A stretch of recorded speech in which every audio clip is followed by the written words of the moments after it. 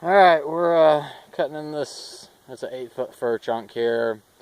30 inches on the butt, and I don't know what it is on the other end. This is a tree blew down. We took the rest of it for logs for our mill, our sawmill, and then we sold that, so it's just getting bucked up for wood now. I have this 8-foot chunk left. Beautiful firewood, but cutting with 372. What we got going now is changed a lot from, we did the lower rebuild, new main bearings, seals, different crankshaft, new rings on it. What we did is guy gave me a bunch of part saws, and I had in really good condition, OEM Husqvarna cylinder. It's the 52 millimeter, it's non-X torque. So what I did is I put the 52 millimeter cylinder and the 52 millimeter piston with used rings on this saw. I eliminated the base gasket, so it's increased compression a little bit.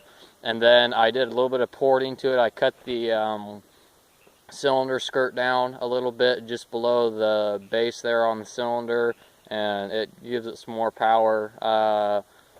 Everything is done to modify this saw. It's got a dual port muffler, unlimited coil, base gasket eliminated, the cylinder skirt's been cut down, and see, that's about it. The limiters on the carburetor they've not been taken off, but the actual limiters, if you know what I'm talking about, on a 372 carburetor, on the limiters on the high and low jets, they just have little bumps in them, so you can only turn it about a quarter turn or 3/4 of a turn either way, and then it stops. And so what you can do is those little bumps, you can just grind those off without having to pull the actual limiter off. Then it's fully adjustable. I've got, let's see, got 4.5 tanks through this particular rebuild. Before, when we put the 50 millimeter back on it, I ran that for, I don't know, 2-3 tanks, and I got bored and decided to put the 52 on, and I'm happy I did. It's given it a lot more power. We're not running real high. We're running, I don't know, right at about, we're 4-stroking in Littlewood, so we're probably running around 13.2, maybe 13.5. Letting it break in good. Might even be lower than that. Might be 13. We're letting it break in good. I'll probably run another tank or two through it, maybe one more tank and then a half, and make it an even 6 tanks run through it, and then we'll go and start turning her up. And I'm going to run it right at about 13.8 is where I'd like it, but if it 4-strokes at 13.8 in small wood, then I might turn it up a little bit more, because I hate it when it 4-strokes. And I don't know, maybe just in smaller wood, I'll just start using my 455 more. But then we got 32-inch bar, 8.2 sprocket. The chain on it is it's a Oregon 72, or no, sorry, Oregon 75. See, it'd be a JGX chain.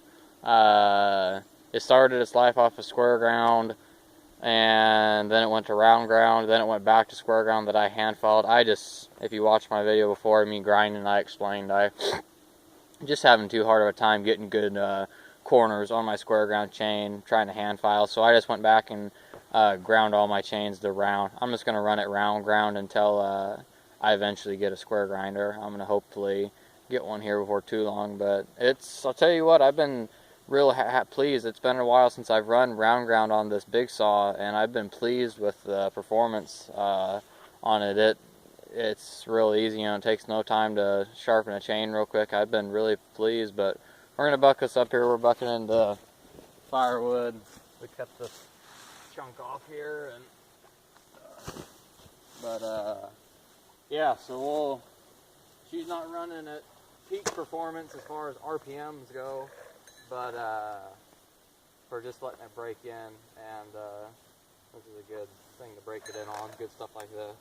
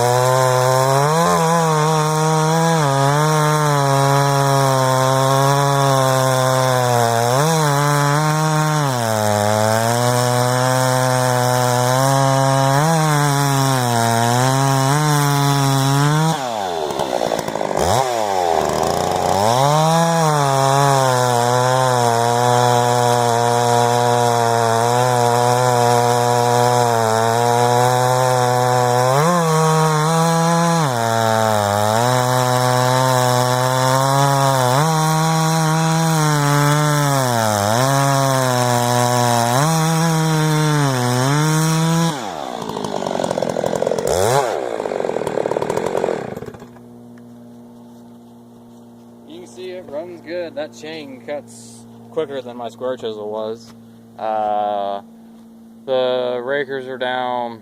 I don't know how much they're down. I don't even really use a gauge anymore on my own stuff. I just file them to where I think I like them kind of grabby. That stuff pulls it really well for being a grabby chain, and then it mows right through it. It does a real good job, runs good. Technically, this would be, or it started its life out as a XP. That's what the case says on it. That's what it had. It had just the 50 millimeter XP non-X torque. Technically, this would be an XPW now with the 52 millimeter cylinder and piston in it. It would be an XPW non-X torque. That's, I'll just keep putting it in my descriptions as a XP, but you know, you all know that it's a XPW, and I'll probably say in the, you know, below in the description there, you can read what it is. But no, it runs really good. I've got one more. I've still got my 50 millimeter cylinder and piston, and then I have one more 52 millimeter cylinder. I don't have a piston for it. The piston was bad, but I have a good cylinder, and I ported that cylinder, cut the base out, or the skirt on it, cut the skirt down to the base, just a little bit below the base. There's a video of me doing that. And then my 50 millimeter, that's bone stock still. I haven't done anything to it. I will. I was going to see how much I liked how it took to porting, and it's taken really well to it. So I will cut the cylinder skirt down on the 50 millimeter and have that ported, and then at some point I'm going to build another 372, and I'll probably put the 50 millimeter on that, have a 52 millimeter, an XPW, and then an XP. And I might play with it at some point in time, maybe playing with, I know you can grind off on the intake side, you can grind that a little bit and change the timing on it. And I might try doing that some. There's some measurements and stuff involved, you know, just doing the cylinder skirt, that's just real easy, no big deal whatsoever. But as you can tell, I mean, it runs really good. It pulls that 32-inch bar. I got a 36-inch bar I'm going to put on it and see how well it pulls that, and about a 4-foot fur. I want to see how it'll pull a 36 buried, and then put the 32 on it and let it run the 32 buried. But so yeah, that's it. Says XP on the pull starter sticker and on the case, but it's technically an XPW everything. And that's a good mid-range port job on it, or not a port job, but a mid-range work saw.